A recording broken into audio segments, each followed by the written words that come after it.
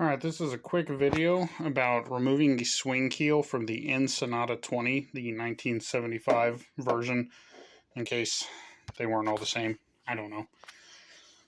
But basically, in order to remove the keel, this boat has a keel swinging pin, pivoting pin, on the inside of the boat. I've seen a few boats where it was actually on the bottom of the boat, outside of it, and you had to remove it down there.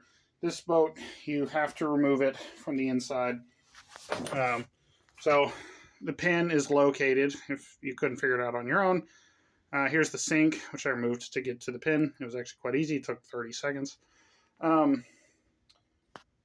the pin is located here. I actually cut a small hole to make it easier to get to, and I will just screw it back together and put a little bit of a caulk in there and then paint over it. No one will ever know. But this is one hole for the pin. It goes in like so, and you can kind of see this like almost volcano shaped fiberglass coming out on either side where the pin comes through.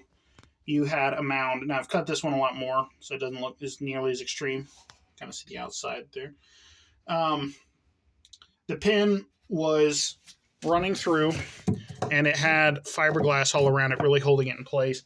I tried knocking it out without removing any fiberglass, and it was kind of impossible. So I cut a little bit of it with my tool here, and as soon as I made a few little cuts along the side, then I was able to pound it out, putting it's a Lycoming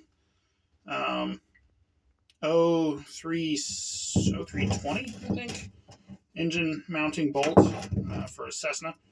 I just put it in here and I pound it all the way through. I have a jack underneath the boat holding up the keel to take weight off the pin. So I just smacked the pin out. Once I cut some of the fiberglass, the pin came straight out. Had zero issues with the keel. Didn't drop or anything. It was held in place by the jack. No big issues. But before I was able to get to this pin, the only thing that I could see because of the fiberglass was this. And it turns out, so this had a fiber locking nuts on either side, and I removed those and slid this out, and then because this came flush with the fiberglass, I couldn't see it. I could just see the head of this pin. So I didn't really know what the build was, if there was some kind of a, I didn't know if there was something else locking it in, but removed this.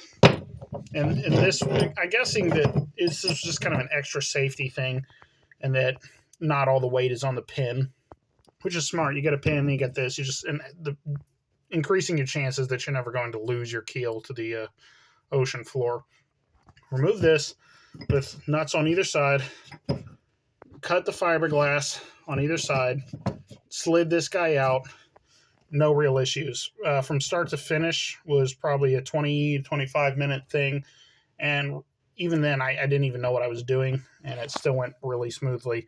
So for the Ensenada 20, at least for the 1975 version, that is what it takes to get the keel to drop.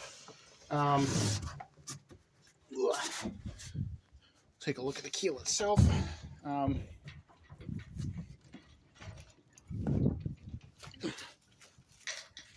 I'm guessing the keel is somewhere between 400 and 500 pounds.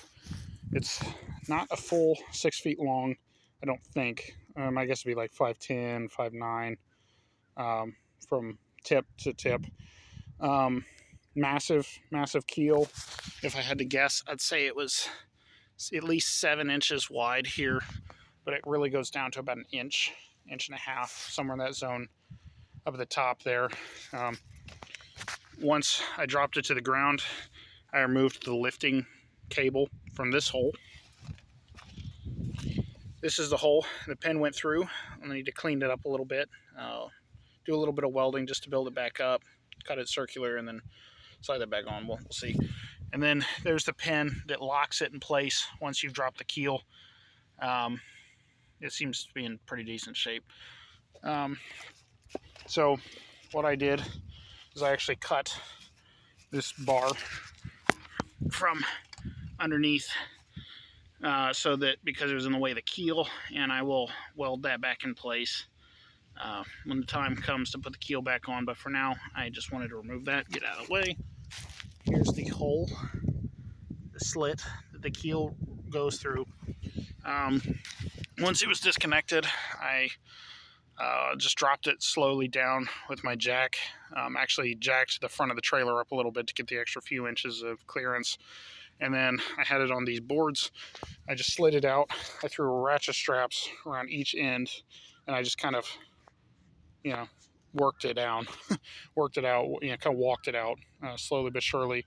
Have it up on these boards. I think I'm just going to clean it up here on these boards, and once the time comes, I'll probably make a video about my struggles of putting it back on. That's probably going to be harder than taking it off, given the heaviness. This is a very, very heavy keel. The weight is shocking, but I imagine they're probably all like that. So anyway, the Ensenada 20 swing keel.